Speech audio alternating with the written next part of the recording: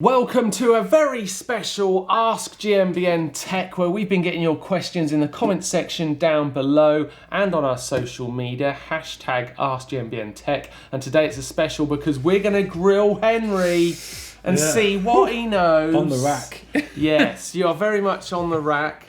And he hasn't put the brake on the table either. You are loose, Henry, loose. Right, we're going to give you some questions and see how you do. Cool. At the end of this, you may be fired. Let's do it. What's the most annoying, complicated bike Henry's ever worked on, and why was it the most complicated? I mean, the thing that immediately springs to mind, those GTI drives Oh, man. were a real piece of work. And just, especially when they run a double or a triple, Yes. and the loop, the cables will be doing to get consistent shifting. Oh, I mean, they were... what a headache. And what I don't understand is, obviously, their new bikes are amazing and so well refined, and they just look incredible. The new Fury, all that sort of stuff. And I just find it amazing they persevered with the iDrive for so long. Can you just, is it easy to easily explain the iDrive system just for a moment? So we all understand why that was such a problem. Well, the iDrive system, I suppose, the whole bottom bracket shell could be removed from the bike. Right. If you think about it. Yeah. So it was kind of, it was done to isolate pedaling and suspension forces. Yeah. So it's kind of a floating bottom bracket. Yes, it was, yeah. And I think it was just too much, too complicated. The bearings would always seize. Yeah. It's a very specific, and I think it was, I heard you saying on the podcast with Neil about Martin Mays. Yes. How he's been on GT so long that it's only recently he's got on a bike that didn't have iDrive. My God. Yeah, just he must be like, game change. Wow, this is so simple. Yeah. Hey, and guess what? He's winning everything he does. Mate, your words, not mine. We're gonna get some letters from angry GT owners. So it was the bike that Martin Mays couldn't win on, and it was the most complicated bike Henry ever worked on. Well, Martin, no more needs to be said. I'm not saying anything. Yeah. I'm going to get you out of this one. Right, Michael Geyer says, can Henry speak up so I don't have to crank my volume? He seems very knowledgeable and will be fine otherwise.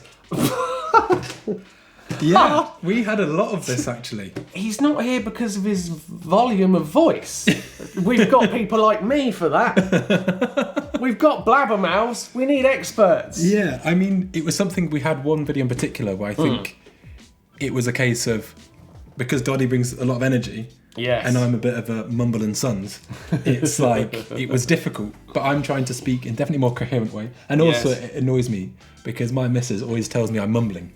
And I'm like, I'm not mumbling, you're just not listening. And now it's actually, I am mumbling. Yes, you were mumbling all along. Never mind. Right, Lee Campion. I have a question for the production team. Dan. Straight to the top. He knows where the money is. Hold tight. And the presenters. When Blake joined, you asked him questions and made him eat onions as punishment for failing question.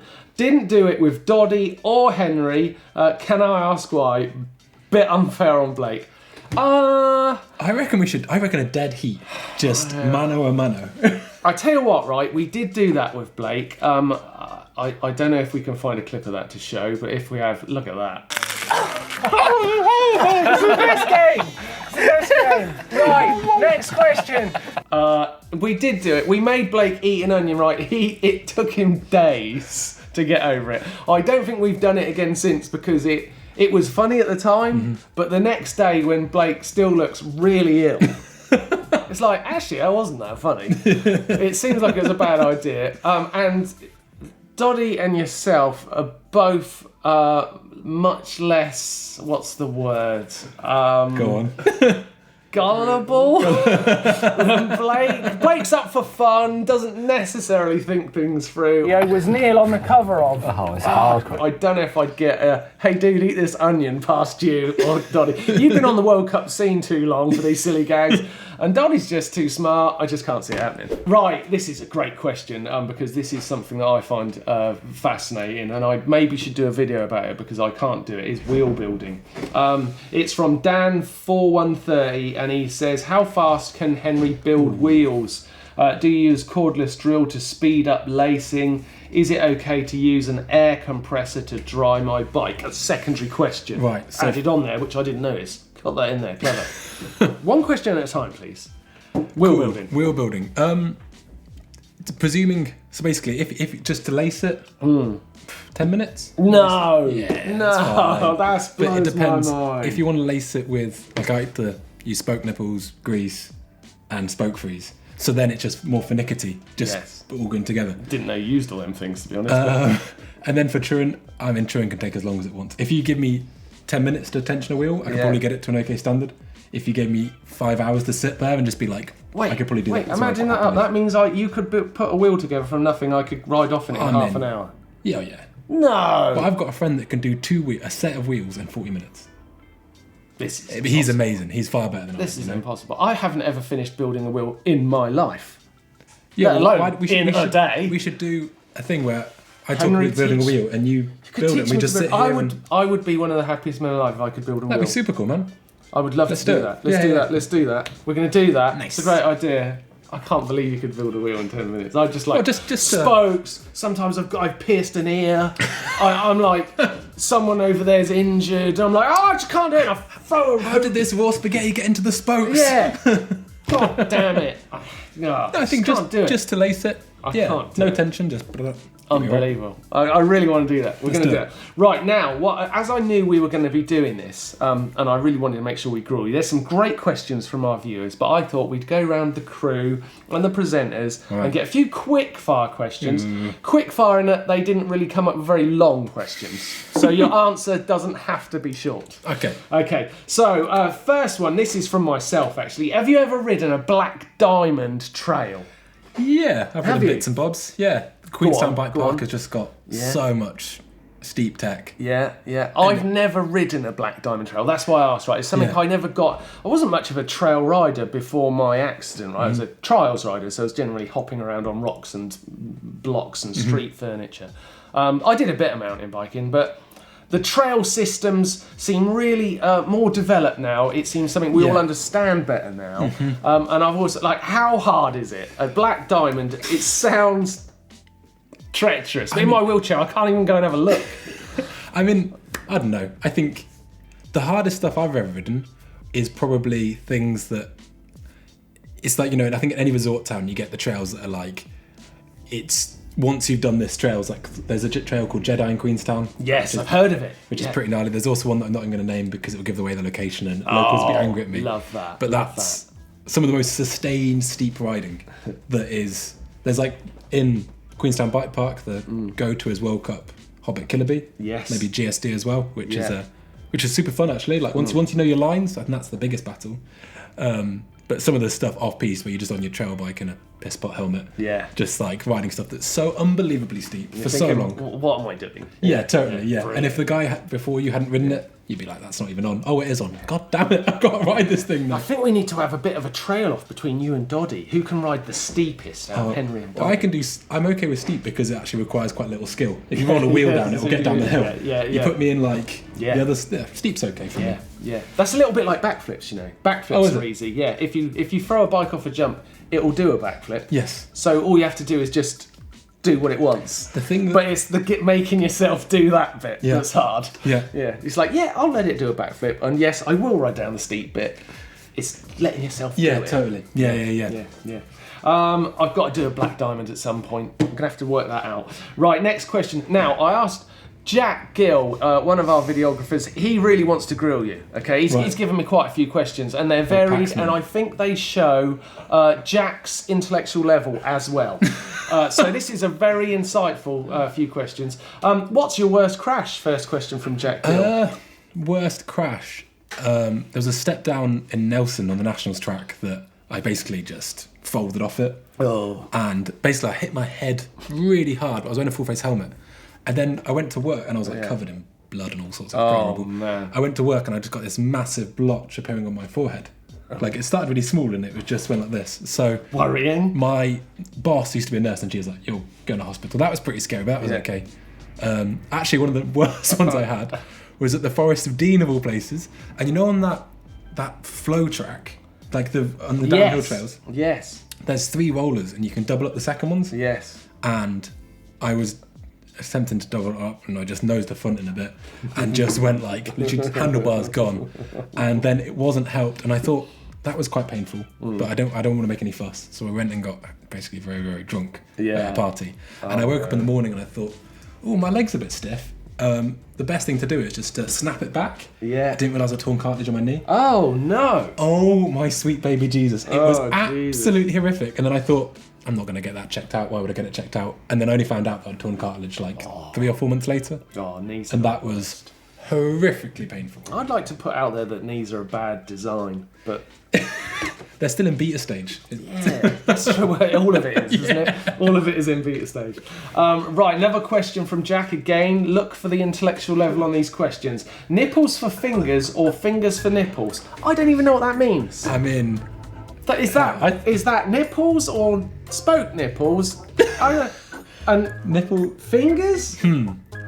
Where's he going with that? I mean, yeah. And what do you want to know about Henry by asking that question? Yeah, I mean, it says a lot. It's more not quite Descartes or something. Yes, when you see the video camera moving on some of our videos, that's usually Jack. All right. Next question from Tom Grundy, a real videographer. Right. Why is mountain biking fun? There you go. Why is it fun? What do we get out of it? It's a difficult one. It's a big question. I think mountain biking is fun because I think we're kind of, as a culture, we like put such an emphasis on perception. Yeah. You know, even when you're in a car, you're only perceiving the environment. We perceive stuff through screen. We perceive stuff through our phones.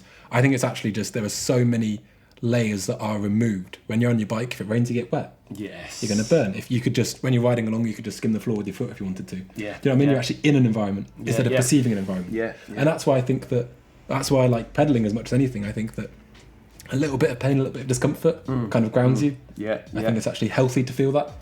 Definitely. And definitely. I love the cliche, but the freedom of it, I guess. How about that answer? Bam! Let's get back to the nipples. That was brilliant. That was absolutely brilliant, yeah. Right, would you rather fight, again, this is Jack Gill's come in, you might notice. Would you rather fight 1 horse-sized duck or 10 duck-sized horses? But even one duck-sized duck, that beat kind of is it. Yeah, ducks, I think I'd rather fight a... I reckon I'd 10. Wait, no, it's a big horse. No, it's a big duck. Big duck or small. I reckon small horses. Small horses wouldn't be that dangerous, would they? Sorry, it's not my question. I reckon small horses. Yeah, small horses. Yeah, it's a good decision. That's actually a really good question, Jack. You've done well there. That's actually I found my level too because that one sent me off. I can't get out of that. I don't know what. It's going to keep me up tonight. What's your worst ride stroke trip? Ooh. This one is from. I think this is from Tom Grundy actually. I mean, I remember I was once Everesting Rude Rock in Queenstown. And it took me, it's 25 laps, but I thought it was 25 laps. My Garmin said, that's it. Yeah. So was happy. I got home and I was 60 metres off the Everest. So I'd actually done 8,800 metres of climbing. Not, like this is a one sitting. So what's Everesting? And Everesting is when you do the height of Everest in one sitting in terms of climbing. Love that idea. It's cool, it's nice. I like doing them off-road. I think it makes it more techy, especially because I was descending a technical trail. More Everesty. Anyway, so that was absolutely gutting because I just spent, a day doing it, or 24 hours or something. Yeah. So wait. Do road riders Everest things? They do, and I'm not keen on it, eh? I'm here in the ridiculously beautiful Outer Badia because I'm going to attempt an Everesting. Well, no, because Everest hasn't got a road. Right, final question, right? You've done very well, but Doddy really wants to bring you back down to human level, like your tech level wants to be grounded so we can all really understand you as the man you are, not the technical wizard, okay? Funniest mechanical mistake you've ever made. Prove you're human, Henry. I think I was once working in a bike shop and me and my colleague went for a few Britney Spears the night before, a few elephant ears, and we were in a pretty poor state. And I'm stood there like, this brake will not bleed. I'm there for 5 minutes, like what? I'm like, Johnny, this brake will not bleed. And actually, because I had Euro setups, we were both stood there. No. With obviously the lever one brake and the caliper, and we were there for a long time, man. That's the dumbest thing I've ever heard. It's like, why is this happening? What's wrong with it? I really didn't think you were going to have a really literally dumb answer to that. Wow, we've discovered that you're human after all. The depths. A great ask and great fun. Thanks for those questions. There'll be another Ask GMBN Tech next week. Leave your questions in the comment section down below. Of course, social media. We can enjoy some hashtag Ask GMBN Techs from you as well. Any videos you would like to throw our viewers to, Henry, that's happened recently? Oh, we had a pretty good Dirt Shed show with Neil. We were just jumping between that last week. That was pretty good. Yeah, that was great. So we'll throw you to that just there in front of Henry. Hit the old globe to subscribe, and last up, maybe some thumbs, because that was pretty good, wasn't it?